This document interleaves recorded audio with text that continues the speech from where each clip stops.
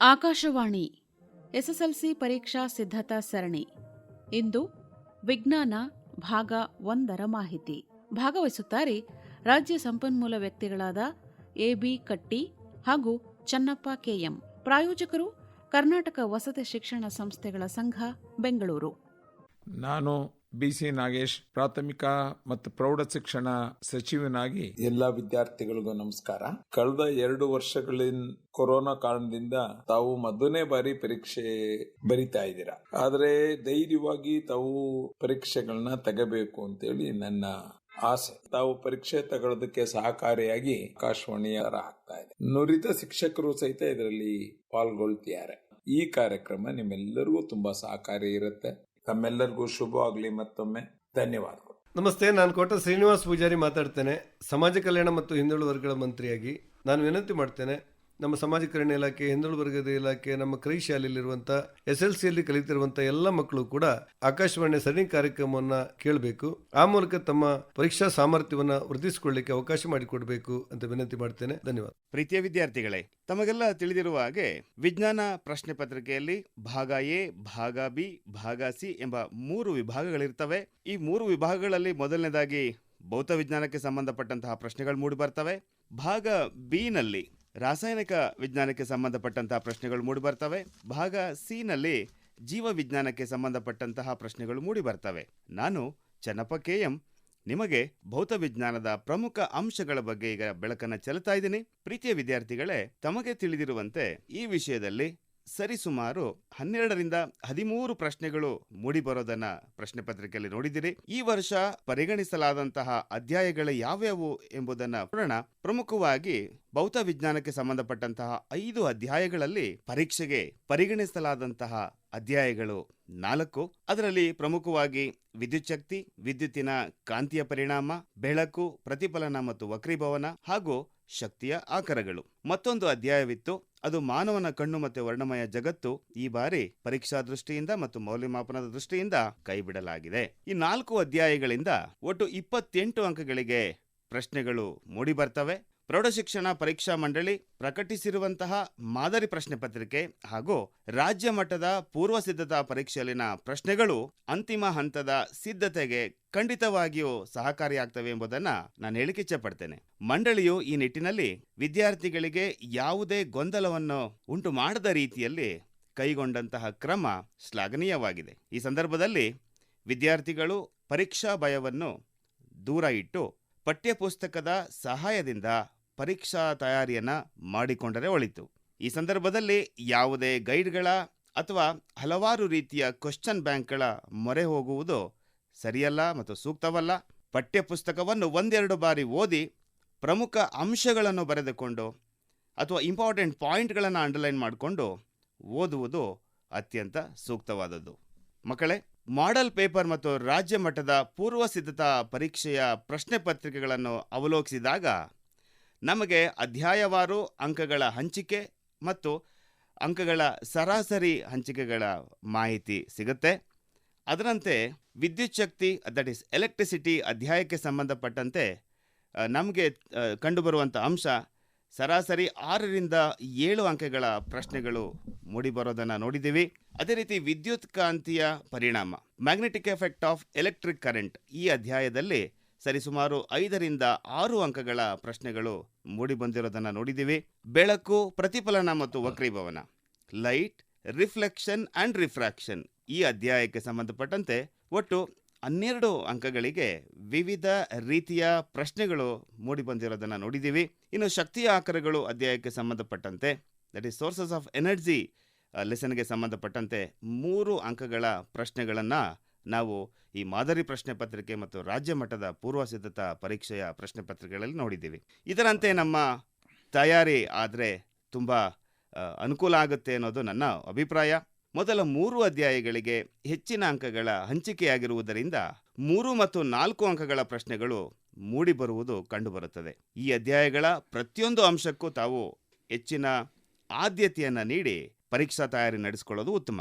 ಇನ್ನು ಪರೀಕ್ಷಾ ದೃಷ್ಟಿಯಿಂದ, ಅಂಕಗಳಿಕೆಯ ದೃಷ್ಟಿಯಿಂದ ವಿದ್ಯುತ್ ಪ್ರವಾಹದ ಕಾಂತೀಯ ಪರಿಣಾಮಗಳು ಮತ್ತು ಶಕ್ತಿಯ ಆಕರಗಳು ಈ ಎರಡು ಅತ್ಯಂತ ಸರಳವಾಗಿ ಅರ್ಥೈಸಿಕೊಳ್ಳಬಹುದಾದಂತಹ ಅಧ್ಯಾಯಗಳು. ಈ ಎರಡೂ ಅಧ್ಯಾಯಗಳಲ್ಲಿ ಪ್ರಮುಖವಾಗಿ ನಾವು ಪರಿಗಣಿಸಬೇಕಾಗಿರುವಂಥದ್ದು ಏನಂದ್ರೆ, ಯಾವುದೇ ರೀತಿಯ ಲೆಕ್ಕಗಳು ಕಂಡು ಬರದೇ ಇರುವಂಥದ್ದು.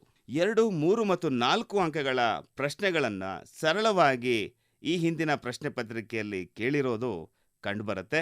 ಹಾಗಾಗಿ ಈ 2 ಅಧ್ಯಾಯಗಳಲ್ಲಿನ ಪ್ರಮುಖ ಅಂಶಗಳನ್ನು ನೀವು ಪದೇ ಪದೇ ಪುನರಾವರ್ತನೆ ಮಾಡಿಕೊಂಡ್ರೆ ಖಂಡಿತವಾಗಿಯೂ ಈ 2 ಅಧ್ಯಾಯಗಳಲ್ಲಿ ಅಂಕಗಳನ್ನು ಪರಿಪೂರ್ಣವಾಗಿ ಅಥವಾ ಸಂಪೂರ್ಣವಾಗಿ ಗಳಿಸಲಿಕ್ಕೆ ಸಾಧ್ಯವಾಗುತ್ತೆ. ಇನ್ನು ವಿದ್ಯುತ್ ಪ್ರವಾಹದ ಕಾಂತೀಯ ಪರಿಣಾಮಗಳು, ಮ್ಯಾಗ್ನೆಟಿಕ್ ಎಫೆಕ್ಟ್ ಆಫ್ ಎಲೆಕ್ಟ್ರಿಕ್ ಕರೆಂಟ್ಗೆ ಸಂಬಂಧಪಟ್ಟಂತೆ ತಾವುಗಳು ಪುನರ್ಮನನ ಮಾಡಿಕೊಡ್ಬೇಕಾದಂತಹ ವಿಷಯಾಂಶಗಳು ಯಾವ್ಯಾವು ಅಂತ ಹೇಳಿದ್ರೆ, ಕಾಂತೀಯ ಬಲರೇಖೆಗಳು, ಅಲ್ಲಿ ಬರುವಂತಹ ನಿಯಮಗಳು, ಸೊಲಿನಾಯ್ಡ್ಗೆ ಸಂಬಂಧಪಟ್ಟಂತಹ ಅಂಶಗಳು. ಅದರಲ್ಲಿ ಪ್ರಮುಖವಾಗಿ ಸೊಲಿನಾಯ್ಡ್ನ ಕಾಂತಕ್ಷೇತ್ರದ ಗುಣ ಹೇಗಿದೆ, ಕಾಂತಕ್ಷೇತ್ರವನ್ನ ಹೆಚ್ಚಿಸಲು ಯಾವ ವಿಧಾನಗಳು ಅಲ್ಲಿ ಅಳವಡಿಕೆ ಮಾಡ್ಕೋಬೇಕಾಗುತ್ತೆ ಅನ್ನೋ ಅಂಶ, ಜೊತೆಗೆ ಮೋಟಾರ್ ಹಾಗೂ ವಿದ್ಯುತ್ ಜನಕಕ್ಕೆ ಸಂಬಂಧಪಟ್ಟಂತಹ ಪ್ರಶ್ನೆಗಳು, ಅವುಗಳ ವ್ಯತ್ಯಾಸಗಳು, ಸರಳ ಹೇಳಿಕೆಗಳು ಮತ್ತು ಕಾರ್ಯನಿರ್ವಹಣಾ ತತ್ವ, ಈ ಅಂಶಗಳು ಪ್ರಮುಖವಾದಂಥದ್ದು. ಇದೇ ನಿಟ್ಟಿನಲ್ಲಿ ಈ 2ಕ್ಕೆ ಸಂಬಂಧಪಟ್ಟಂತೆ ಚಿತ್ರಗಳನ್ನು ನೀವು ಅಭ್ಯಾಸ ಮಾಡ್ಕೊಳ್ಬೇಕು. ಇನ್ನು ಈ ಅಧ್ಯಾಯದ ಮತ್ತೊಂದು ಪ್ರಮುಖವಾದಂತಹ ಅಂಶ ಅಂತ ಹೇಳಿದ್ರೆ ಗೃಹಮಂಡಲ. ಈ ಗೃಹಮಂಡಲಕ್ಕೆ ಸಂಬಂಧಿಸಿದಂತಹ ರಶ್ವಮಂಡಲ, ಓವರ್ಲೋಡ್, ಭೂ ಸಂಪರ್ಕ ತಂತಿಯ ಉಪಯೋಗ. ಇದರಲ್ಲಿ ಪ್ರಮುಖವಾಗಿ ರಶ್ವಮಂಡಲ ಹೇಗೆ ಉಂಟಾಗುತ್ತೆ, ಅದನ್ನು ತಡೆಗಟ್ಟುವಂಥ ಕ್ರಮ, ಓವರ್ಲೋಡ್ ಉಂಟಾಗಲು ಕಾರಣ ಮತ್ತು ಅದನ್ನು ತಡೆಯುವಂತಹ ವಿಧಾನ, ಈ ಅಂಶಗಳನ್ನು ನೀವು ಪುನರ್ಮನನ ಮಾಡಿಕೊಳ್ಳಿ. ಇನ್ನು ಅತ್ಯಂತ ಪ್ರಮುಖವಾದಂಥದ್ದು ಚಿತ್ರಗಳು. ಇದರಲ್ಲಿ 13.4, 13.15, 13.19 ಅಧ್ಯಾಯದ ಈ ಚಿತ್ರಗಳನ್ನು ನೀವು ಚೆನ್ನಾಗಿ ಪ್ರಾಕ್ಟೀಸ್ ಮಾಡಿಕೊಳ್ಳೋದು ಪರೀಕ್ಷಾ ದೃಷ್ಟಿಯಿಂದ ಅತ್ಯುತ್ತಮ. ಇನ್ನು ಶಕ್ತಿಯ ಆಕರಗಳಿಗೆ ಸಂಬಂಧಪಟ್ಟಂತೆ 3 ಅಂಕದ ಒಂದೇ ಪ್ರಶ್ನೆ ಅಥವಾ 2 ಅಂಕದ ಪ್ರಶ್ನೆ ಮತ್ತು 1 ಅಂಕದ ಈ ಕಾಂಬಿನೇಷನ್ ಅಲ್ಲಿ ಪ್ರಶ್ನೆಗಳು ಮೂಡಿ ಬಂದಿರೋದನ್ನ ನಾವು ಈ ಹಿಂದಿನ ಪ್ರಶ್ನೆ ಪತ್ರಿಕೆಗಳಲ್ಲಿ ಕಂಡಿದ್ದೇವೆ. ಇದೇ ನಿಟ್ಟಿನಲ್ಲಿ ನಿಮ್ಮ ತಯಾರಿಯೂ ಕೂಡ ಇರಲಿ. ಈ ನಿಟ್ಟಿನಲ್ಲಿ ಜೈವಿಕ ಅನಿಲ ಸ್ಥಾವರದ ಚಿತ್ರ, ಬಯೋಗ್ಯಾಸ್ ಪ್ಲಾಂಟ್ ಇದೆಯಲ್ಲ, ಆ ಒಂದು ಚಿತ್ರವನ್ನು ಅಭ್ಯಾಸ ಮಾಡಿಕೊಳ್ಳಿ. ಇನ್ನು ಜೈವಿಕ ಅನಿಲದ ಉತ್ಪಾದನೆ, the process of production of biogas plant ಮತ್ತು ಜೈವಿಕ ಅನಿಲದ ಗುಣಗಳು, ಈ ಒಂದು ಅಂಶಗಳನ್ನು ನೀವು ಪುನರ್ಮನನ ಮಾಡಿಕೊಳ್ಳೋದು ಒಳ್ಳೆಯದು. ತದನಂತರ ಉತ್ತಮ ಶಕ್ತಿಯ ಆಕಾರದ ಗುಣಗಳು. ಇನ್ನು ಮುಂದುವರೆದಂತೆ ಅಣೆಕಟ್ಟುಗಳನ್ನು ನಿರ್ಮಿಸುವುದರಿಂದ ಆಗುವಂತಹ ಅನುಕೂಲ ಮತ್ತು ಅನಾನುಕೂಲಗಳು, ಗಾಳಿಯಂತ್ರಗಳ ಸ್ಥಾಪನೆಯಿಂದ ಆಗುವಂತಹ ಅನುಕೂಲ ಮತ್ತು ಅನಾನುಕೂಲಗಳು, ಸೌರಕೋಶ ಮತ್ತು ಸೌರ ಕುಕ್ಕರ್ಗಳ ಅನುಕೂಲ ಮತ್ತು ಅನಾನುಕೂಲಗಳು. ಇನ್ನು ಅಧ್ಯಾಯದ ಅಂತ್ಯದಲ್ಲಿರುವಂತಹ ನ್ಯೂಕ್ಲಿಯರ್ ಶಕ್ತಿಯನ್ನು ಬಳಕೆ ಮಾಡಿಕೊಳ್ಳುವಲ್ಲಿ ಇರುವಂತಹ ಅನಾನುಕೂಲ, ಭೂಗರ್ಭ ಉಷ್ಣಶಕ್ತಿ, ಈ ವಿಷಯಗಳಿಗೆ ಹೆಚ್ಚಿನ ಒತ್ತನ್ನು ನೀಡಿ ತಾವು ಅಭ್ಯಾಸ ಮಾಡ್ಕೊಳ್ಬೇಕಾಗತ್ತೆ.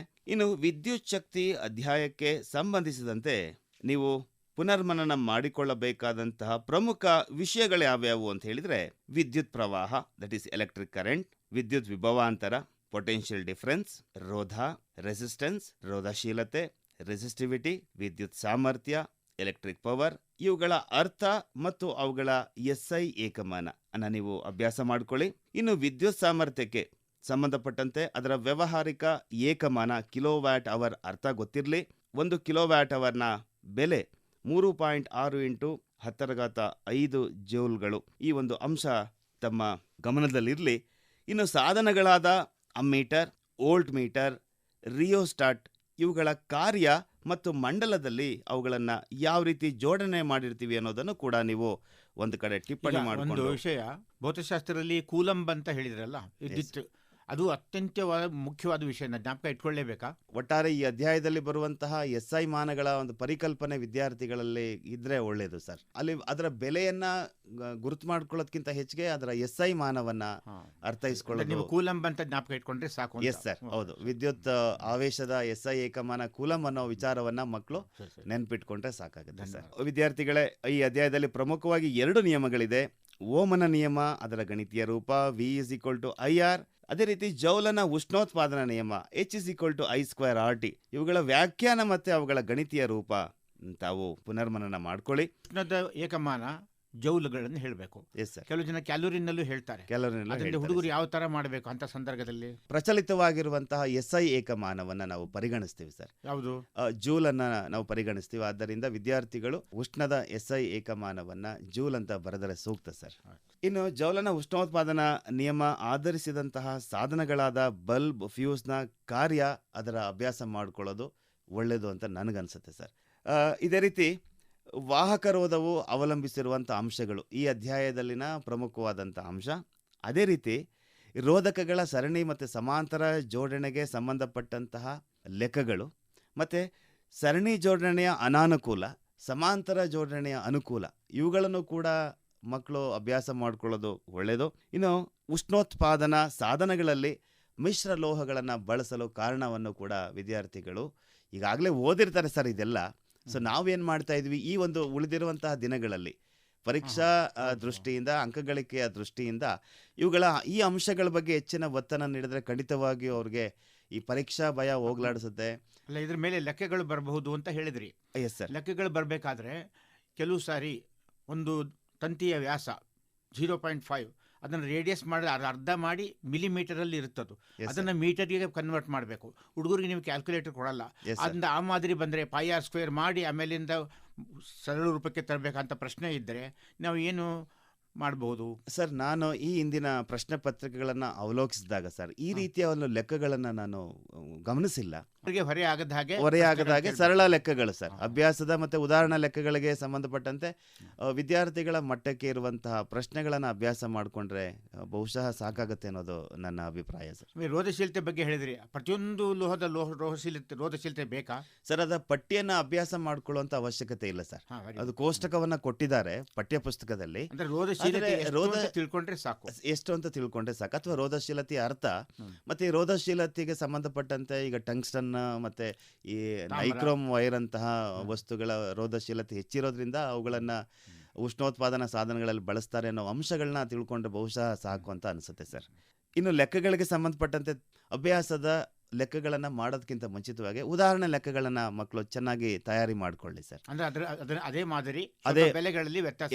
Yes sir. ಕೆಲವೊಂದು ಬೆಲೆಗಳನ್ನ ಈಗ 50 ಓಮ್ ಇರೋ ಕಡೆಗೆ 100 ಓಮ್ ಅಂತ ಕೊಡುವಂಥದ್ದು, 12 ವೋಲ್ಟ್ ಇರುವಂಥ ಕಡೆ ಒಂದು 60 ವೋಲ್ಟ್ ಅಂತ ಕೊಡುವಂಥದ್ದು, ಹೀಗೆ ಒಂದು ಸಣ್ಣ ಪುಟ್ಟ ಬದಲಾವಣೆಯನ್ನು ಮಾಡಿ ಪ್ರಶ್ನೆ ಪತ್ರಿಕೆಗಳಲ್ಲಿ ಪ್ರಶ್ನೆಗಳನ್ನು ನಾವು ನೋಡಿರೋದ್ರಿಂದ ವಿದ್ಯಾರ್ಥಿಗಳು ಈ ನಿಟ್ಟಿನಲ್ಲಿ ಉದಾಹರಣೆ ಲೆಕ್ಕಗಳನ್ನು ಅಭ್ಯಾಸ ಮಾಡಿಕೊಂಡು ಆನಂತರ ತಮಗೆ ಸಾಧ್ಯವಾದಂತಹ ಅಭ್ಯಾಸದ ಲೆಕ್ಕಗಳನ್ನು ಅವರು ಸಾಲ್ವ್ ಮಾಡಿಕೊಂಡ್ರೆ ಸಾಕಾಗುತ್ತೆ ಅನ್ನೋದು ಈ ಒಂದು ವಿಚಾರವಾಗಿ ನಾನು ಹೇಳಕ್ಕೆ ಇಚ್ಛೆಪಡ್ತೇನೆ ಸರ್. ಅದೇ ರೀತಿ ಇಲ್ಲಿ ಮಕ್ಕಳು ಯಾವುದೇ ರೀತಿಯ ಭಯ ಅಥವಾ ಗೊಂದಲ ಬೇಡ ಸರ್. ಪ್ರಶ್ನೆಗಳನ್ನು ಯಾವ ರೀತಿ ಲೆಕ್ಕಗಳನ್ನು ಬಿಡಿಸುವಂಥ ಸಂದರ್ಭದಲ್ಲಿ ವಿದ್ಯಾರ್ಥಿ ಸ್ನೇಹಿ ಪ್ರಶ್ನೆಗಳು ಮೂಡ್ ಬಂದಿರೋದನ್ನ ನಾವು ನೋಡಿರೋದ್ರಿಂದ ಪಠ್ಯ ಪುಸ್ತಕವನ್ನೇ ಅವರು ಪ್ರಮುಖ ಆಕರವಾಗಿ ಇಟ್ಕೊಂಡು ಅಭ್ಯಾಸ ಮಾಡಿಕೊಂಡ್ರೆ ಈ ನಿಟ್ಟಿನಲ್ಲಿ ಸಾಕಾಗುತ್ತೆ ಸರ್. ಈಗ ಒಂದು ಸೂತ್ರ ಇದೆ, P=IV ಅನ್ನೋದು ಸೂತ್ರ. Yes sir. ಅವರು ಐ ಕೊಟ್ಟಿರ್ತಾರೆ. Yes sir. ವಿ ಕೊಡಲ್ಲ, RI ಅಂತ ಕೊಡ್ತಾರೆ. Yes sir. ಅಂತ ಸಂದರ್ಭದಲ್ಲಿ ಯಾವ ತರ ಮಾಡಬೇಕು? ಆಗ ಈ ಉಳಿದಂತಹ ಸೂತ್ರಗಳಿರ್ತವೆ ಸರ್, ನಾವು ಆ ಸೂತ್ರಗಳನ್ನ ಒಂಚೂರು ನೆನಪು ಮಾಡ್ಕೊಳ್ಬೇಕಾಗತ್ತೆ. ಉದಾಹರಣೆಗೆ V=IR, ಇದು ಓಮನ ನಿಯಮಕ್ಕೆ ಸಂಬಂಧಪಟ್ಟಂತ ಸೂತ್ರ. ಅದೇ ರೀತಿ P=VI, ಇದು ವಿದ್ಯುತ್ ಸಾಮರ್ಥ್ಯಕ್ಕೆ ಸಂಬಂಧಪಟ್ಟಂತ ಸೂತ್ರ. ಈ ಓಮನ ನಿಯಮವನ್ನು ಆಧರಿಸಿಕೊಂಡು ವಿದ್ಯುತ್ ಸಾಮರ್ಥ್ಯದ ಸೂತ್ರವನ್ನ ನಾವು ಒಂಚೂರು ಮಾರ್ಪಾಡನ್ನ ಮಾಡ್ಕೊಳ್ಬಹುದು ಸರ್. ಅದರ ಸಾಧ್ಯತೆಗಳು P=I²R ಇದೆ ಸರ್, P=V²/R ಇದೆ. ಮತ್ತೆ ಎನರ್ಜಿಯನ್ನ ಕ್ಯಾಲ್ಕುಲೇಟ್ ಮಾಡ್ಲಿಕ್ಕೆ E=P×T ಇದೆ. ಸೊ ಅದೇ ರೀತಿ ಜೌಲನ ಉಷ್ಣೋತ್ಪಾದನಾ ನಿಯಮಕ್ಕೆ ಸಂಬಂಧಪಟ್ಟಂತೆ H=I²RT ಅನ್ನೋ ಒಂದು ಸೂತ್ರ ಇದೆ. ಇದರಲ್ಲಿ ಓಮನ ನಿಯಮವನ್ನು ಬಳಸ್ಕೊಂಡು ನಾವು H=V×I×T, ಇಲ್ಲಿ ಸಾಮಾನ್ಯವಾಗಿ ವಿದ್ಯುತ್ ವಿಭವಾಂತರ ಕೊಟ್ಟಿರ್ತಾರೆ ಅಂತ ಅನ್ಕೊಳ್ಳೋಣ, ವಿದ್ಯುತ್ ಪ್ರವಾಹನ ಕೊಟ್ಟಿರ್ತಾರೆ ಅನ್ಕೊಳ್ಳೋಣ, ಮತ್ತೆ ಕಾಲವನ್ನ ಕೊಟ್ಟಿರ್ತಾರೆ ಅನ್ಕೊಳ್ಳೋಣ. ಸೊ ರೋಧಕದಲ್ಲಿ ಬಿಡುಗಡೆಯಾದಂತ ಉಷ್ಣವನ್ನ ನಾವು ಕ್ಯಾಲ್ಕುಲೇಟ್ ಮಾಡ್ಕೊಳ್ಳಿಕ್ಕೆ H=I²RT ಬದಲು H=VIT ಅನ್ನ ಸುಲಭವಾಗಿ ಬಳಸ್ಕೊಂಡ್ರೆ ಉತ್ತರ ಅತಿ ಬೇಗನೆ ಮತ್ತು ಸರಳವಾಗಿ ಸಿಗುತ್ತೆ ಸರ್. ವಿದ್ಯಾರ್ಥಿಗಳು ಆ ನಿಟ್ಟಿನಲ್ಲಿ ಈ ಒಂದು ಸೂತ್ರಗಳ ಆಧಾರದ ಮೇಲೆ ಅಭ್ಯಾಸ ಮಾಡ್ಕೊಳ್ಳೋದು ಒಳ್ಳೆಯದು. ಇನ್ನು ಪ್ರಮುಖವಾದಂತ ಅಧ್ಯಾಯ ಫಿಸಿಕ್ಸ್ ಅಲ್ಲಿ sir, light reflection and refraction, ಬೆಳಕು, ಪ್ರತಿಫಲನ ಮತ್ತು ವಕ್ರೀಭವನ. ನಾನು ಈಗಾಗಲೇ ಹೇಳ್ದಾಗೆ ಮಾದರಿ ಪ್ರಶ್ನೆ ಪತ್ರಿಕೆ ಹಾಗೂ ರಾಜ್ಯ ಮಟ್ಟದ ಪೂರ್ವಸಿದ್ಧತಾ ಪರೀಕ್ಷೆಯಲ್ಲಿ ನಾನು ಅದನ್ನು ಅವಲೋಕಿಸಿದಾಗ ಒಟ್ಟು 12 ಅಂಕಗಳ ಪ್ರಶ್ನೆಗಳು ಈ ಅಧ್ಯಾಯದಿಂದ ಮೂಡಿಬಂದಿದೆ. ಅಂದರೆ ಪ್ರಮುಖವಾದಂಥ ಅಧ್ಯಾಯ ಅಂತ ಹೇಳಿದ್ರೆ ತಪ್ಪಾಗಲಾರದು. ಸೊ ಇಲ್ಲಿ ಯಾವ್ಯಾವ ಅಂಶಗಳನ್ನು ವಿದ್ಯಾರ್ಥಿಗಳು ಅಭ್ಯಾಸ ಮಾಡ್ಕೊಳ್ಬೇಕು ಅಂತ ಹೇಳಿದ್ರೆ ಈಗಾಗಲೇ ಮಕ್ಳಿಗೂ ಗೊತ್ತಿದೆ ಪ್ರತಿಫಲನದ ನಿಯಮಗಳು, ಗೋಳಿಯ ದರ್ಪಣಕ್ಕೆ ಸಂಬಂಧಪಟ್ಟಂತಹ ಪದಗಳ ಅರ್ಥ ಸರ್. ಅದರಲ್ಲಿ ಪ್ರಮುಖವಾಗಿ ಸಂಗಮ ದೂರ, ಪ್ರಧಾನ ಸಂಗಮ, ವಕ್ರತಾ ತ್ರಿಜ್ಯ, ಇಂತಹ ಹೇಳಿಕೆಗಳನ್ನು ಮಕ್ಕಳು ಪ್ರಾಕ್ಟೀಸ್ ಮಾಡಿಕೊಂಡ್ರೆ ಒಳಿತು. ಇನ್ನು ಕೋಷ್ಟಕ 10.1 ಅಲ್ಲ, ಈ ಅಧ್ಯಾಯದಲ್ಲಿ ಬಹುಮಟ್ಟಿಗೆ ವಿದ್ಯಾರ್ಥಿಗಳ ದೌರ್ಬಲ್ಯ ಇರೋದು ರೇಖಾಚಿತ್ರಗಳು. ರೇಖಾಚಿತ್ರಗಳು, ಆ ರೇಖಾಚಿತ್ರ ಒಂದು ಕನ್ನಡಿ ಮೇಲೆ ಇದೆ, ಎಸ್ ಸರ್, ಇನ್ನೊಂದು ಮಸೂರಗಳ ಮೇಲೆ. ಪ್ರಶ್ನೆ ಪತ್ರಿಕೆಗಳನ್ನ ಆಧರಿಸಿ ಹೇಳೋದಾದ್ರೆ ಎಲ್ಲಾ ಪ್ರಶ್ನೆ ಪತ್ರಿಕೆಗಳಲ್ಲೂ ಚಿತ್ರಗಳು ಮೂಡ್ ಬಂದಿರೋದ್ರಿಂದ ಇಲ್ಲಿಯೂ ಕೂಡ ಚಿತ್ರಗಳು ಮೂಡ್ ಬರ್ತವೆ ಅಂತ ಹೇಳಲಿಕ್ಕೆ ದೌರ್ಬಲ್ಯವನ್ನ ಮೀರಿ ಅದನ್ನ ಪ್ರಾಕ್ಟೀಸ್ ಮಾಡಬೇಕು. Definitely sir. ಈಗ ನಾವು ಹಿಂದಿನ ವರ್ಷದ ಪ್ರಶ್ನೆ ಪತ್ರಿಕೆಗಳಲ್ಲೂ ಪ್ರತಿ ಪ್ರಶ್ನೆ ಪತ್ರಿಕೆಯಲ್ಲೂ ರೇಖಾಚಿತ್ರ ಬಂದಿರೋದ್ರಿಂದ ವಿದ್ಯಾರ್ಥಿಗಳು ಈ ನಿಟ್ಟಿನಲ್ಲಿ ಅಭ್ಯಾಸ ಮಾಡಿಕೊಂಡ್ರೆ ಇವ್ರಿಗೂ ಕೂಡ ಬಂದ್ರೆ ಅನುಕೂಲ ಆಗುತ್ತೆ ಸರ್. ಸೊ ಅದನ್ನ ಪ್ರಾಕ್ಟೀಸ್ ಮಾಡ್ಕೊಳ್ಳಿ ಸರ್. ಸರಳವಾಗಿ ರೇಖಾಚಿತ್ರಗಳನ್ನ ಬಿಡಿಸ್ಬೋದು ಸರ್. ಒಂದು ಅಳತೆ ಸರ್, ಈಗ 12ರಿಂದ 14 ಸೆಂಟಿಮೀಟರ್ ಅಳತೆ, ನಮ್ದು ಉದ್ದ ಇರೋದು ಒಂದು 15 ಸೆಂಟಿಮೀಟರ್ ಇರುತ್ತೆ ಅಂತ ಇಟ್ಕೊಳ್ಳಿ, ಆಗಲ್ಲ. Yes sir. ಅವ್ರು 10 ಸೆಂಟಿಮೀಟರ್ ಲೈನ್ ಹೇಳ್ಕೊಂಡು ಮಧ್ಯದಲ್ಲಿ ಹಾಕಿದರೆ ಅದು ಆಪ್ಟಿಕ್ ಸೆಂಟರ್ ಆಗುತ್ತೆ. ಸೊ ಆ ಕಡೆಗೆ ರೇಡಿಯಸ್ ಆಫ್ ಕರ್ವೇಚರ್ ಅಂದ್ರೆ ವಕ್ರತಾ ತ್ರಿಜ್ಯ ಆಗುತ್ತೆ. ಅದ್ರ ಅರ್ಧ ತಗೊಂಡ್ರೆ ಎಫ್. ಅದನ್ನ ಅಳತೆ ಸರಿಯಾಗಿರ್ಬೇಕು ಅಂತ. Definitely sir. ಒಂದು ಅಳತೆಯನ್ನ ಹೇಳ್ಬೇಕು ಅಂದ್ರೆ ಈಗ 15 ಸೆಂಟಿಮೀಟರ್ನ ಒಂದು ರೇಖೆಯನ್ನ ಹೇಳ್ಕೊಂಡು ಪ್ರತಿ 3 ಸೆಂಟಿಮೀಟರ್ ಹತ್ರ ಒಂದು ಚುಕ್ಕೆಗಳನ್ನ ಇಟ್ಕೊಂಡ್ರೆ, ಪಾಯಿಂಟ್ಗಳನ್ನ ಇಟ್ಕೊಂಡ್ರೆ ಸರ್, ಈಗ 3 ಸೆಂಟಿಮೀಟರ್ ನಂತರ ಬರುವಂತದ್ದು ಎಫ್ ಆಗುತ್ತೆ ಸರ್. ನಂತರದ ಚುಕ್ಕೆ 12 ಸೆಂಟಿಮೀಟರ್ ಬರುವಂತದ್ದು 2F ಆಗುತ್ತೆ. ಯಾವುದು ಮಸೂರಕ್ಕೆ ಸಂಬಂಧಪಟ್ಟಂತೆ. ದರ್ಪಣಕ್ಕೆ ಸಂಬಂಧಪಟ್ಟಂತೆ ಮೊದಲ 3ನೇ ಸೆಂಟಿಮೀಟರ್ ಬರುವಂತದ್ದು ಎಫ್ ಆಗುತ್ತೆ, ನಂತರದ 3ನೇ ಸೆಂಟಿಮೀಟರ್ ಬರುವಂತದ್ದು ಸಿ ಆಗುತ್ತೆ ಸರ್. ಸಿ ಅಂದ್ರೂ ಒಂದೇ, 2F ಅಂದ್ರೂ ಹೆಚ್ಚು ಕಡಿಮೆ. ಎಸ್ ಸರ್, ಹೆಚ್ಚು ಕಡಿಮೆ ಒಂದೇ ಆಗುತ್ತೆ. ಸೊ ಮಕ್ಕಳು ಸರಳವಾಗಿ ಕೋನ ಮಾಪಕವನ್ನ ಬಳಸ್ಕೊಂಡು ಚಿತ್ರವನ್ನ ರಚಿಸಬಹುದು ಅನ್ನೋದನ್ನ ಮರಿಬಾರದು. ಕಾಂಪಾಸ್ ಇಲ್ದೇನೆ ಕೋನ ಮಾಪಕವನ್ನೇ ಬಳಸ್ಕೊಂಡು ಕೂಡ ಚಿತ್ರಗಳನ್ನ ಸರಳವಾಗಿ ಬಿಡಿಸ್ಲಿಕ್ಕೆ ಅನುಕೂಲ ಇದೆ, ಸಾಧ್ಯತೆ ಇದೆ. ಈ ಒಂದು ನಿಟ್ಟಿನಲ್ಲಿ ಅದನ್ನ ತಯಾರಿ ಮಾಡಿಕೊಳ್ಳಿ. ಇನ್ನು ಗೋಳಿಯ ಮಸೂರಕ್ಕೆ ಸಂಬಂಧಪಟ್ಟಂತೆ ಪ್ರತಿಬಿಂಬಗಳ ರಚನೆಯ ರೇಖಾಚಿತ್ರದ ಬಗ್ಗೆ ಹೇಳಿದ್ದೀವಿ. ಇದರಲ್ಲಿ ಸರಿಸುಮಾರು 3 ಅಂಕಗಳ ಪ್ರಶ್ನೆ ಮೂಡಿಬಂದಿರೋದನ್ನ ನಾವು ಕಾಣ್ತೀವಿ ಸರ್. ಈಗ ಪ್ರತಿಬಿಂಬ ಎಫ್ ಮತ್ತು ಸಿ ಗಳ ನಡುವೆ ಆಗೋದು ಎಫ್ ಸಿ ಮಿಂದ ಆಚೆಗೆ ಹೋಗ್ಬಿಡುತ್ತೆ. ಇದಕ್ಕೆ ಕಾರಣ ಅಂತಂದ್ರೆ ಅದು ಅಳತೆ ಸರಿ ಇಲ್ಲದೆ ಇರುವಂತ ಸಂದರ್ಭದಲ್ಲಿ ಈ ರೀತಿ ಆಗುತ್ತೆ. ಮಸೂರಗಳ ಸಾಮರ್ಥ್ಯದ ಸೂತ್ರ ಮತ್ತೆ ದರ್ಪಣದ ಸೂತ್ರಗಳು, ಮಸೂರದ ಸೂತ್ರಗಳನ್ನು ಅಭ್ಯಾಸ ಮಾಡಿಕೊಳ್ಳಿ. ವಿದ್ಯಾರ್ಥಿಗಳೇ, ಬೆಳಕು, ವಕ್ರೀಭವನ ಮತ್ತು ಪ್ರತಿಫಲನಕ್ಕೆ ಸಂಬಂಧಪಟ್ಟಂತಹ ಅಧ್ಯಾಯದಲ್ಲಿ ಮತ್ತಷ್ಟು ಅಂಶಗಳು, ಬೆಳಕಿನ ವಕ್ರೀಭವನದ ನಿಯಮಗಳು, ನಿರಪೇಕ್ಷ ವಕ್ರೀಭವನ ಸೂಚ್ಯಾಂಕ, ಅದರಲ್ಲಿ ಬರುವಂತಹ ನೀರಿನ ನಿರಪೇಕ್ಷ ವಕ್ರೀಭವನ ಸೂಚ್ಯಾಂಕ 1.33, ಇದರ ಅರ್ಥ, ಈ ಥರದ ಪ್ರಶ್ನೆಗಳನ್ನು ನೀವು ಅಭ್ಯಾಸ ಮಾಡಿಕೊಂಡ್ರೆ ಪರೀಕ್ಷಾ ದೃಷ್ಟಿಯಿಂದ ಒಳ್ಳೆಯದು. ಹಾಗೂ ಈ ದರ್ಪಣ ಮತ್ತು ಮಸೂರಗಳ ನಡುವಿನ ವ್ಯತ್ಯಾಸ, ಪೀನ ದರ್ಪಣ ಮತ್ತು ನಿಮ್ನ ದರ್ಪಣಗಳ ನಡುವಿನ ವ್ಯತ್ಯಾಸ, ಪೀನ ಮಸೂರ ಮತ್ತು ನಿಮ್ನ ಮಸೂರಗಳ ನಡುವಿನ ವ್ಯತ್ಯಾಸ, ಇವಿಷ್ಟು ಪ್ರಮುಖವಾದಂಥ ಅಂಶಗಳು ಈ ನಿಟ್ಟಿನಲ್ಲಿ ನಿಮ್ಮ ತಯಾರಿ ಇರಲಿ ಅಂತ. ಇನ್ನು ಪ್ರಮುಖವಾಗಿ ವಿದ್ಯಾರ್ಥಿಗಳಿಗೆ ನಾನು ತಿಳಿಸ್ಕೊಡುವಂಥದ್ದು ಸರ್, ಇನ್ ಟೆಕ್ಸ್ಟ್ ಕ್ವಶನ್ಸ್ಗಳಲ್ಲಿ ಕೆಲವು ಸರಳ ಪ್ರಶ್ನೆಗಳಿದ್ದಾವೆ, ಅಭ್ಯಾಸದಲ್ಲೂ ಕೂಡ ಕೆಲವು ಸರಳ ಪ್ರಶ್ನೆಗಳಿದ್ದಾವೆ. ಇವುಗಳನ್ನು ಕೂಡ ಮಕ್ಕಳು ಅಭ್ಯಾಸ ಮಾಡಿಕೊಂಡ್ರೆ ಖಂಡಿತವಾಗಿಯೂ ಭೌತ ವಿಜ್ಞಾನಕ್ಕೆ ಸಂಬಂಧಪಟ್ಟಂತಹ 28 ಅಂಕಗಳಿಗೆ 28 ಅಂಕಗಳನ್ನು ಪರಿಪೂರ್ಣವಾಗಿ ಮಕ್ಕಳು ಗಳಿಸ್ಲಿಕ್ಕೆ ಸಾಧ್ಯ ಆಗುತ್ತೆ. ಇದು ಭೌತಶಾಸ್ತ್ರಕ್ಕೆ ಸಂಬಂಧಪಟ್ಟಂತಹ ನನ್ನ ಒಂದು ಅನಿಸಿಕೆಗಳು, ಜೊತೆಗೆ ವಿದ್ಯಾರ್ಥಿಗಳಿಗೆ ಸಲಹೆಗಳು. ರಾಜ್ಯ ಸಂಪನ್ಮೂಲ ವ್ಯಕ್ತಿಗಳಾದಂಥ AB ಕಟ್ಟಿ ಸರ್ ಅವರು ಈಗ ರಾಸಾಯನ ವಿಜ್ಞಾನದ ಭಾಗ ಬಿಗೆ ಸಂಬಂಧಪಟ್ಟಂತ ವಿಷಯಾಂಶಗಳ ಬಗ್ಗೆ ಬೆಳಕನ್ನು ಚೆಲ್ತಾರೆ. ಆತ್ಮೀಯ ವಿದ್ಯಾರ್ಥಿಗಳೇ, ಅಲ್ಪ ಕಾಲದಲ್ಲಿ ನಾವು ಹೇಗೆ ಸಿದ್ಧತೆ ಮಾಡಿಕೊಳ್ಳಬೇಕು?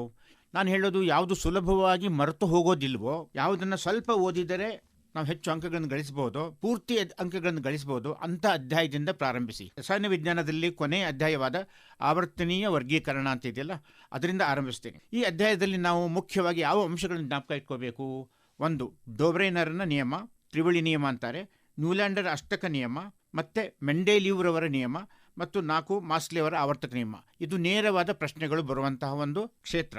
ಇದರಲ್ಲಿ ನಾವು ಸ್ವಲ್ಪ ವ್ಯತ್ಯಾಸ ಮಾಡಬೇಕಂದ್ರೆ, ಆಧುನಿಕ ಆವರ್ತಕ ನಿಯಮ ಡೋಬರೈನರ ಆವರ್ತಕ ನಿಯಮಕ್ಕಿಂತ ಹೇಗೆ ಭಿನ್ನವಾಗಿದೆ, ಈ ಬದಲಾವಣೆ ಏಕೆ ಮಾಡಿದ್ದಾರೆ ಅನ್ನೋದನ್ನು ಕಲ್ತಿರ್ಬೇಕು. ಆಮೇಲಿಂದ ತ್ರಿವಳಿ ನಿಯಮದಲ್ಲಿ ಒಂದು ಸಣ್ಣ ಲೆಕ್ಕನೂ ಬರುವ ಸಾಧ್ಯತೆ ಇದೆ. ಅಲ್ಲಿ ABC 3 ಪರಮಾಣು ತ್ರಿವಳಿ ಇದ್ದರೆ B ಯ ಪರಮಾಣು ರಾಶಿ A+C/2, ಇದರ ಮೇಲೆ ಒಂದು ಸಣ್ಣ ಲೆಕ್ಕ ಬರ್ಬೋದು. ಅದನ್ನು ಸ್ವಲ್ಪ ನೋಡ್ಕೋಬೇಕಾಗುತ್ತೆ, ಬರುವ ಚಾನ್ಸಸ್ ಇದೆ ಅಂತ ಹೇಳಿದೆ. ಆಮೇಲಿಂದ ನ್ಯೂಲ್ಯಾಂಡರ್ ಅಷ್ಟಕ ನಿಯಮದ ಮಿತಿ, ಅವ್ರೇನು ತುಂಬ ಸಂತೋಷ ಪಟ್ಬಿಟ್ರು. ಸರಿಗಮ ಪದನಿ ಸರಿಗಮ ಅಂತ ಬರ್ಕೊಂಡು ಹೋಗ್ಬಿಟ್ರು ಎಲ್ಲನೂ. ಸ ಮತ್ತು 8ನೇದು ಸ ಆಗಿದೆ, 2ನೇದು ರೇ ಆಗಿದ್ರೆ 8ನೇದು ರೇ ಆಗಿರುತ್ತೆ. ಅದಕ್ಕೋಸ್ಕರ ಇದಕ್ಕೆ ಅವನು ಪ್ರೀತಿಯಿಂದ ಅಷ್ಟಕ ಅಂತ ಕರೆದ್ಬಿಟ್ಟ.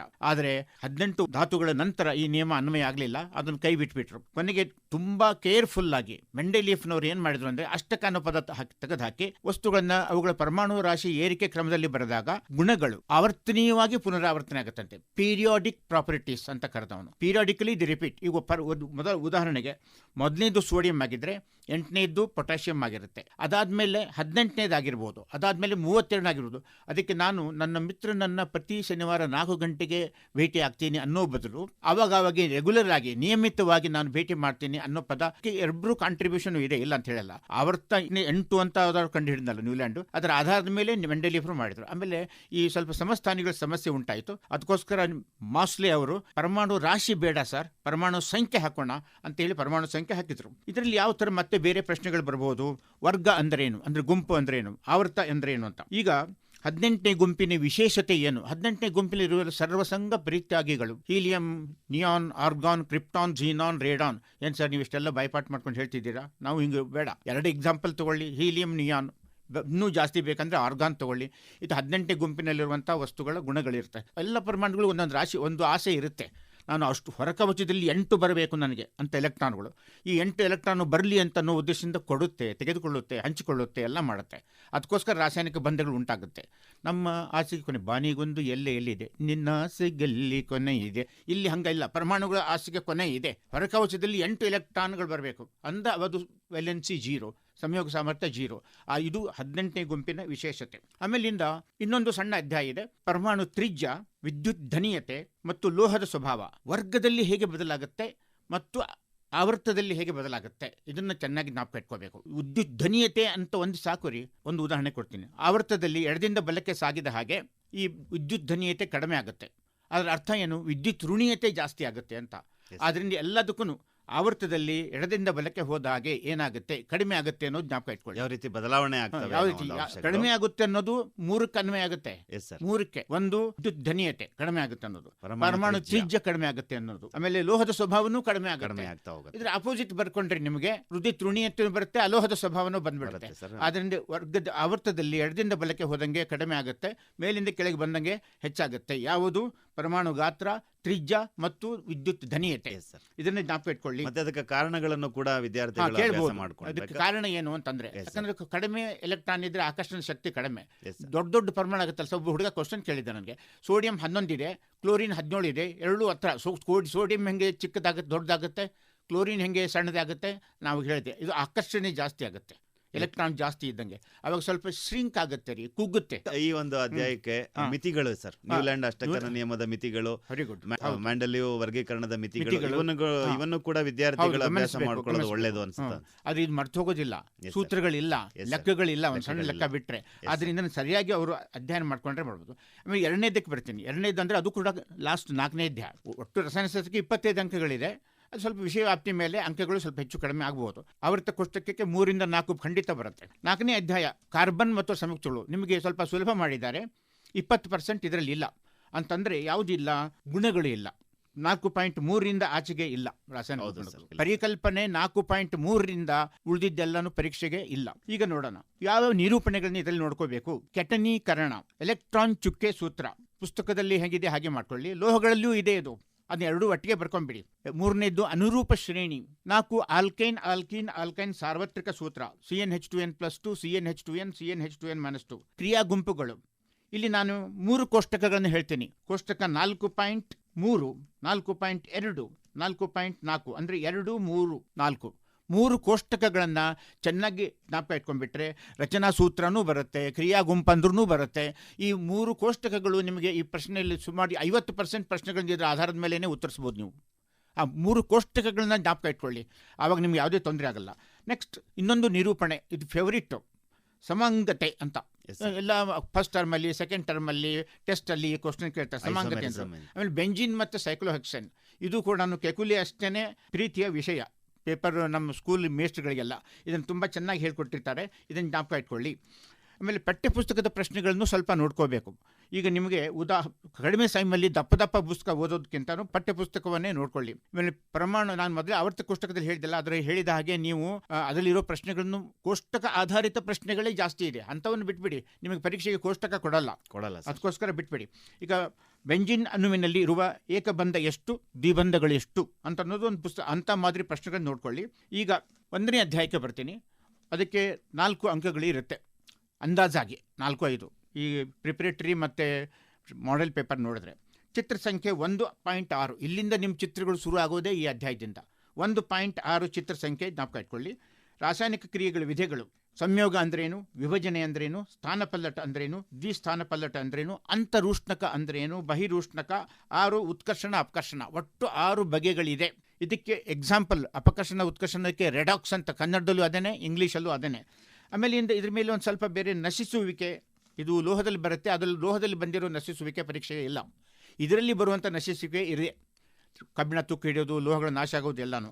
ಆಮೇಲಿಂದ ಕಮಟುವಿಕೆ, ರ್ಯಾನ್ಸಿಡಿಟಿ, ಅಲ್ಲಿ ಕೆಲವು ಎಣ್ಣೆ ಪದಾರ್ಥಗಳು ತುಂಬ ಗಾಳಿ ತೆರೆದಿಟ್ಟೆ ಕಮಟಾಗುತ್ತಲ್ಲ, ಯಾಕೆ, ಅದನ್ನು ಹೇಗೆ ನಾವು ತಡೆಗಟ್ಟಬಹುದು ಅನ್ನೋ ಮಾದರಿ ಪ್ರಶ್ನೆಗಳು. ಆಮೇಲೆ 2ನೇ ಅಧ್ಯಾಯದಲ್ಲಿ ಆಮ್ಲ, ಲವಣ, ಪ್ರತ್ಯಾಮ್ಲ, ನೈಸರ್ಗಿಕ ಆಮ್ಲಗಳು ಇವಿದೆ. ಆಮ್ಲದ ನಿರೂಪಣೆ ಯಾವುದು H+ ಮತ್ತು H3O+, ಯಾವುದಾದ್ರೂ ಒಂದು ಬರಿಬಹುದು.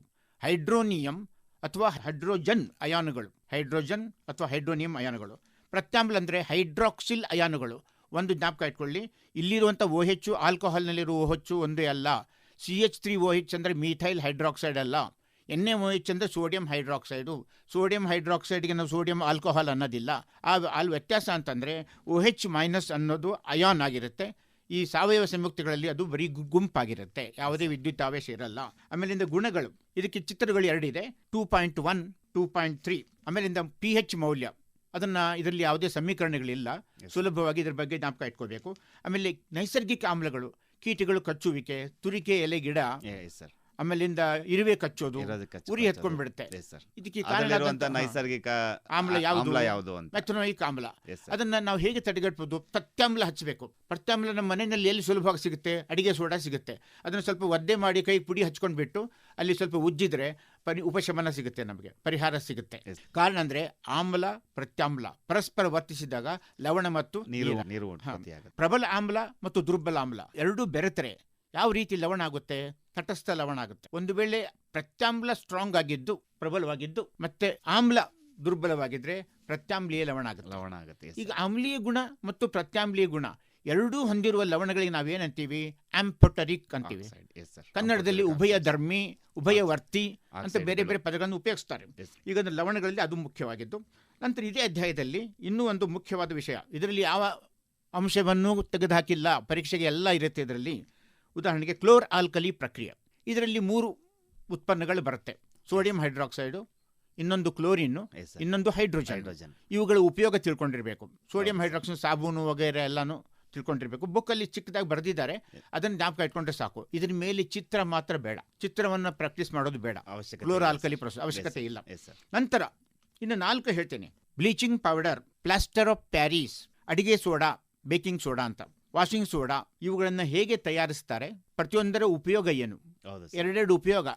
ಈ 4ರಲ್ಲಿ ಒಂದು ಬರೋ ಚಾನ್ಸಸ್ ರಾಸಾಯನಿಕ ಹೆಸರನ್ನು ಕೂಡ ಅಭ್ಯಾಸ ಮಾಡ್ಕೊಳ್ಳೋದು ಒಳ್ಳೆಯದು. Calcium oxychloride, plaster of Paris ಅಂದರೆ ಕ್ಯಾಲ್ಸಿಯಂ ಸಲ್ಫೇಟ್ ಹೈಡ್ರೇಟ್, ಅರ್ಧ ಹೈಡ್ರೇಟ್ ಆಗಿರೋದು.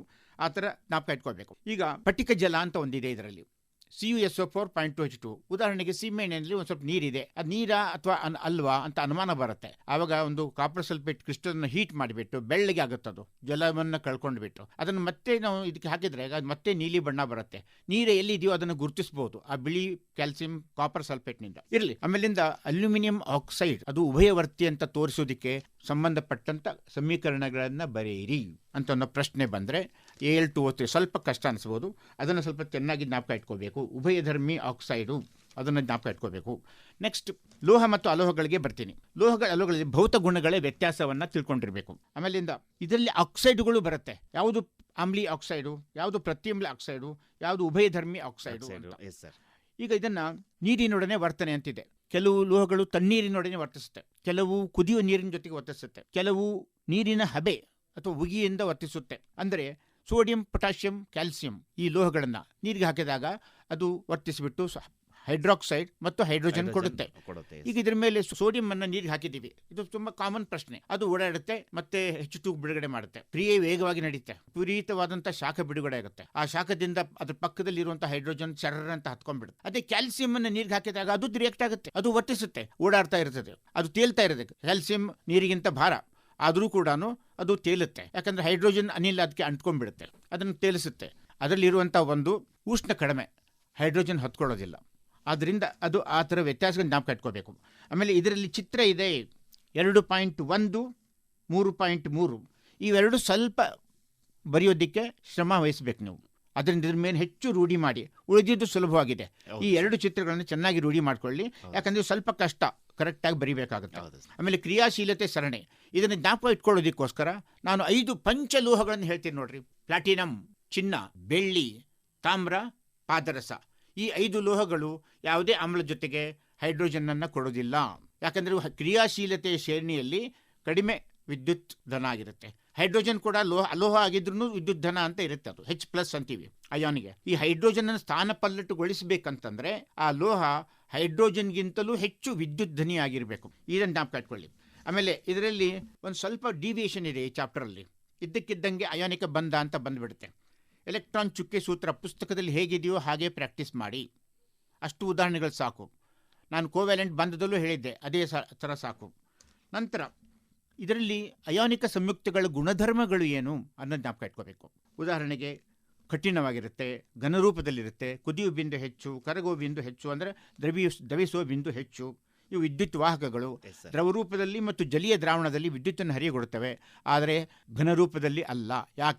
ಯಾಕೆ ಕುದಿಯುವ ಬಿಂದು ಹೆಚ್ಚು ಅಂತ ಕೇಳುವ ಸಂಭವ ಇದೆ. ಅದರಿಂದ ಕಾರಣಗಳನ್ನು ಕೊಡಿ ಅಂತ. ಬರೀ ಗುಣಗಳನ್ನು ಕೇಳಿದರೆ ನೇರವಾದ ಪ್ರಶ್ನೆ, ಅದನ್ನು ಕಾರಣ ಕೇಳಿದರೆ ಅಂಡರ್ಸ್ಟ್ಯಾಂಡಿಂಗ್ ಹೈಯರ್ ಲೆವೆಲ್ ಪ್ರಶ್ನೆ ಇದಾಗುತ್ತೆ. ಒಟ್ಟು ಚಿತ್ರಗಳು ರಸಾಯನಶಾಸ್ತ್ರದಲ್ಲಿ, ರಸಾಯನ ವಿಜ್ಞಾನದಲ್ಲಿ 5 ಇದೆ. ಒಟ್ಟು ಸಮೀಕರಣಗಳು 1ನೇ ಅಧ್ಯಾಯದಿಂದ 19, 3ನೇ ಅಧ್ಯಾಯದಿಂದ 13, 41, 3ನೇ ಅಧ್ಯಾಯ. ಒಟ್ಟು 43 ಸಮೀಕರಣ ಓದಬೇಕಾ? ಏನು ಹೆದರ್ಕೋಬೇಡಿ, ಸಂಖ್ಯೆ ನೋಡಿಬಿಟ್ಟು ಹೆದರಬಾರ್ದು. ಯಾಕಂದರೆ ನಿಮ್ಗೆ ಕಷ್ಟವಾಗಿರುವುದು ಒಂದು 10 ಮಾತ್ರ. ಉಳಿದಿದ್ದೆಲ್ಲನೂ ರಿಪೀಟ್ ಆಗಿದೆ. C+O2 CO2 ಅದು ಮರ್ತು ಹೋಗೋದಕ್ಕೆ ಸಾಧ್ಯ ಇಲ್ಲ. ಅಂಥದ್ದನ್ನೆಲ್ಲ ಬೈಪಾಟ್ ಮಾಡಬೇಡಿ. ಯಾವುದು ಕಷ್ಟ ಅನಿಸುತ್ತೆ ಅದನ್ನು ನೋಡ್ಕೊಂಡು ಮಾತ್ರ ಆರಿಸ್ಕೊಂಡು ಮಾಡ್ಕೊಳ್ಳಿ. ಈ ಸಮೀಕರಣ ಬರೆಯೋದು ಮಾತ್ರ ವಿದ್ಯಾರ್ಥಿಗಳ ಕರ್ನಾಟಕದ ವಿದ್ಯಾರ್ಥಿಗಳ ದೌರ್ಬಲ್ಯ ಅಂತ ನಾನು ಅನ್ಕೊಳ್ತೀನಿ. ಯಾಕಂದರೆ ಸರಿಯಾಗಿ ಅಭ್ಯಾಸ ಮಾಡಿರೋದಿಲ್ಲ. ಇದನ್ನು ಸರಿಯಾಗಿ ಮಾಡಬೇಕು. ಸರಿ ತೂಗಿಸುವಂಥ ಲೆಕ್ಕನೂ ಇರುತ್ತೆ ಇದರ ಮೇಲೆ. ಉನ್ನತ ವ್ಯಾಸಂಗದ ದೃಷ್ಟಿಯಿಂದ ಹೌದು, ರಾಸಾಯನಿಕ ಸಮೀಕರಣಗಳನ್ನ ಸರಿದೂಗಿಸೋದು ಮತ್ತೆ ರಾಸಾಯನಿಕ ಸಮೀಕರಣಗಳನ್ನ ಬರೆಯೋದು ಕೂಡ ಪ್ರಮುಖವಾದ ಒಂದು ಕಲೆನೇ ಅದು. ಅದನ್ನು ಚೆನ್ನಾಗಿ ಮಾಡ್ಕೊಳ್ಳಿ. ಆಮೇಲೆ ನೋಡಿ, ಎಲ್ಲ ಅಧ್ಯಾಯಕ್ಕೂ ಆವರ್ತ ಕೋಷ್ಟಕ್ಕೆ 4-5 ಅಂಕದ ಪ್ರಶ್ನೆ ಯಾವ ಅಧ್ಯಾಯದಿಂದನಾದರೂ ಬರಬಹುದು. ಅದನ್ನು ಜ್ಞಾಪಕ ಇಟ್ಕೊಳ್ಳಿ. ಆಮೇಲಿಂದ ಮಲ್ಟಿಪಲ್ ಚಾಯ್ಸು 2, 3 ಇರುತ್ತೆ. 2ರಿಂದ 3ವರೆಗೂ ಇರುತ್ತೆ ರಸಾಯನ ವಿಜ್ಞಾನದಲ್ಲಿ. ಈಗ ಇಂಪಾರ್ಟೆಂಟ್ ಯಾವುದು ಅಂತೆಲ್ಲ ಓದ್ಕೋಕೆ ಹೋಗಬಾರ್ದು. ಇಂಪಾರ್ಟೆಂಟ್ ಅನ್ನೋದು ಒಂದು ಪ್ರಶ್ನೆ ಇಂಪಾರ್ಟೆಂಟ್ ಹೇಳ್ಬಿಟ್ಟು ಅದೊಂದೇ ಓದಿಬಿಡ್ತೀರಾ? ಇಲ್ಲ, ಎಲ್ಲ ಅಧ್ಯಾಯದಿಂದನೂ 4 ಅಂಕದ ಪ್ರಶ್ನೆ ಬರ್ಬೋದು, ಯಾವುದರಿಂದಲಾದ್ರೂ ಬರ್ಬೋದು. 5 ಅಂಕದ ಪ್ರಶ್ನೆ ಬರೋದು 3 ಅಧ್ಯಾಯಗಳಿಂದ. ಅಧ್ಯಾಯ ಅದರ ವಿಸ್ತಾರ ಎಷ್ಟಿದೆ ಅನ್ನೋದ್ರ ಮೇಲೆ ಅಂಕಗಳು ನಿರ್ಧರಿತವಾಗ್ತವೆ ಸರ್. ಈಗ ಚಿಕ್ಕ ಅಧ್ಯಾಯಗಳಾದ್ರೆ ಕಡಿಮೆ ಅಂಕಗಳು, ದೊಡ್ಡ ಅಧ್ಯಾಯಗಳಾದ್ರೆ ಹೆಚ್ಚಿನ ಅಂಕಗಳು. ಈ ನಿಟ್ಟಿನಲ್ಲಿ ಮಕ್ಕಳು 4 ಮತ್ತು 5 ಅಂಕದ ಪ್ರಶ್ನೆಗಳಿಗೆ ತಯಾರಿಯನ್ನ ಮಾಡ್ಕೊಳ್ಳೋದು ಒಳ್ಳೆಯದು. ಆದ್ದರಿಂದ ನೀವು ಇದನ್ನು ಗಮನ ಕೊಟ್ಟು ಓದಿ. ಆಮೇಲೆ ಎಲ್ಲದಕ್ಕೂ ಪಠ್ಯಪುಸ್ತಕವನ್ನು ಜಾಸ್ತಿ ಅವಲಂಬಿಸಿ. ಒಳಗಡೆ ಇರೋ ಪ್ರಶ್ನೆಗಳು ಮತ್ತು ಹೊರಗೆ ಇರೋ ಪ್ರಶ್ನೆಗಳು, ಇದಕ್ಕೆ ಆವರ್ತ ಕೋಷ್ಟಕ್ಕೆ ಸಂಬಂಧಪಟ್ಟಂಗೆ ಅಧ್ಯಾಯದಲ್ಲಿ ಕೊನೆಗೆ ಇರುವಂಥ ಪ್ರಶ್ನೆಗಳನ್ನು ಕೆಲವೊಂದನ್ನು ಮಾತ್ರ ಮಾಡಿ. ಆತ್ಮೀಯ ವಿದ್ಯಾರ್ಥಿಗಳಿಗೆ, ನೀವು ಪರೀಕ್ಷೆ ಸಿದ್ಧತೆ ಮಾಡಿಕೊಳ್ಬೇಕಾದ್ರೆ ಕೆಲವು ಸಾರಿ ಸಂದೇಹ ಬರ್ಬೋದು. ನಿಮ್ಮ ಮೇಷ್ಟ್ರನ್ನು ಹತ್ತಿರ ಇರಲಿಕ್ಕಿಲ್ಲ, ನೀವು ಮನೇಲಿ ಒಬ್ಬರೇ ಇರ್ತೀರಿ. ಆ ಟೈಮಲ್ಲಿ ನನಗೆ ಫೋನ್ ಮಾಡಿ. ಫೋನ್ ಸಂಖ್ಯೆಯನ್ನು ಕೊಡ್ತೀನಿ: 9449619 308. 9ರಿಂದ 11 ಗಂಟೆವರೆಗೆ ಯಾವಾಗಲಾದರೂ ಫೋನ್ ಮಾಡಿ, ನಾನು ನಿಮಗೆ ಉತ್ತರ ಕೊಡ್ತೀನಿ. ವಿದ್ಯಾರ್ಥಿಗಳೇ, ಭೌತ ವಿಜ್ಞಾನಕ್ಕೆ ಸಂಬಂಧಪಟ್ಟಂತಹ ವಿಷಯದಲ್ಲಿ ಏನಾದರೂ ಸಂಶಯಗಳಿದ್ದಲ್ಲಿ ನನ್ನ ಮೊಬೈಲ್ ನಂಬರ್ಗೆ ಸಂಪರ್ಕಿಸಿ. ನನ್ನ ಮೊಬೈಲ್ ನಂಬರ್ ಹೀಗಿದೆ: 9844756239 9844756239. ನಾನು ನಿಮಗೆ ಸಂಜೆ 7ರಿಂದ 9 ಗಂಟೆಯ ಅವಧಿಯಲ್ಲಿ ಕರೆ ಮಾಡಲಿಕ್ಕೆ ಕೋರ್ಕೊಳ್ತೇನೆ. ಎ.ಬಿ. ಕಟ್ಟಿ ಸರ್ ಹೇಳಿದಾಗೆ ನಿಮ್ಮ ಶಿಕ್ಷಕರ ಲಭ್ಯತೆ ಇಲ್ಲದಂಥ ಸಂದರ್ಭದಲ್ಲಿ ನಿಮ್ಮ ಸಂಶಯಗಳನ್ನು ನಿವಾರಿಸ್ಕೊಳ್ಳಿಕ್ಕೆ ನಮಗೆ ಈ ಸಮಯದಲ್ಲಿ, ನಾವು ತಿಳಿಸಿದಂಥ ಸಮಯದಲ್ಲಿ ಕರೆ ಮಾಡಿ ನಿಮ್ಮ ಸಂಶಯಗಳನ್ನು ನಿವಾರಿಸ್ಕೊಳ್ಬೋದು. ಎಲ್ಲರಿಗೂ ಶುಭವಾಗಲಿ. ನಿಮ್ಮ ತಯಾರಿಯು ಸತತವಾಗಿರಲಿ. ಜೊತೆಗೆ ಈ ಉಳಿದಿರುವಂಥ ದಿನಗಳನ್ನು ಸಮರ್ಪಕವಾಗಿ ಬಳಸ್ಕೊಳ್ಳಿ ಅಂತ ಹೇಳ್ತಾ ಈ ಕಾರ್ಯಕ್ರಮವನ್ನು ನಾವಿಬ್ರು ಮುಗಿಸ್ತಾ ಇದ್ದೀವಿ. ಮುಂದಿನ ಕಾರ್ಯಕ್ರಮದಲ್ಲಿ ವಿಜ್ಞಾನ ವಿಷಯಕ್ಕೆ ಸಂಬಂಧಪಟ್ಟಂತೆ ಜೀವ ವಿಜ್ಞಾನದ ಭಾಗ ಸಿ ಗೆ ಸಂಬಂಧಪಟ್ಟಂತ ಅಂಶಗಳನ್ನ ರಾಜ್ಯ ಸಂಪನ್ಮೂಲ ವ್ಯಕ್ತಿಗಳಾದಂತ ಚೆನ್ನೇಗೌಡ ಸರ್ ಅವರು ತಿಳಿಸ್ಕೊಡ್ತಾರೆ. ತಮ್ಮೆಲ್ಲರಿಗೂ ಶುಭವಾಗಲಿ. ನಮಸ್ಕಾರ. ಇದುವರೆಗೂ SSLC ಪರೀಕ್ಷಾ ಸಿದ್ಧತಾ ಸರಣಿಯಲ್ಲಿ ವಿಜ್ಞಾನ ಭಾಗ 1 ಮಾಹಿತಿ ಕೇಳಿದಿರಿ. ಭಾಗವಹಿಸಿದವರು ರಾಜ್ಯ ಸಂಪನ್ಮೂಲ ವ್ಯಕ್ತಿಗಳಾದ ಎ.ಬಿ. ಕಟ್ಟಿ ಹಾಗೂ ರಾಜ್ಯ ಸಂಪನ್ಮೂಲ ವ್ಯಕ್ತಿಗಳು ಮತ್ತು ದೇವನಹಳ್ಳಿಯ ಸರ್ಕಾರಿ ಪದವಿ ಪೂರ್ವ ಕಾಲೇಜಿನ ಪ್ರೌಢಶಾಲಾ ವಿಭಾಗದ ಶಿಕ್ಷಕರಾದ ಚನ್ನಪ್ಪ ಕೆಎಂ. ನಾಳೆ ವಿಜ್ಞಾನ ಭಾಗ 2ರ ಸಿದ್ಧತೆ ಪ್ರಸಾರವಾಗಲಿದೆ. ಈ ಕಾರ್ಯಕ್ರಮ ಆಕಾಶವಾಣಿ ಬೆಂಗಳೂರು ಯೂಟ್ಯೂಬ್ನಲ್ಲೂ ಲಭ್ಯ. ಪ್ರಾಯೋಜಕರು ಕರ್ನಾಟಕ ವಸತಿ ಶಿಕ್ಷಣ ಸಂಸ್ಥೆಗಳ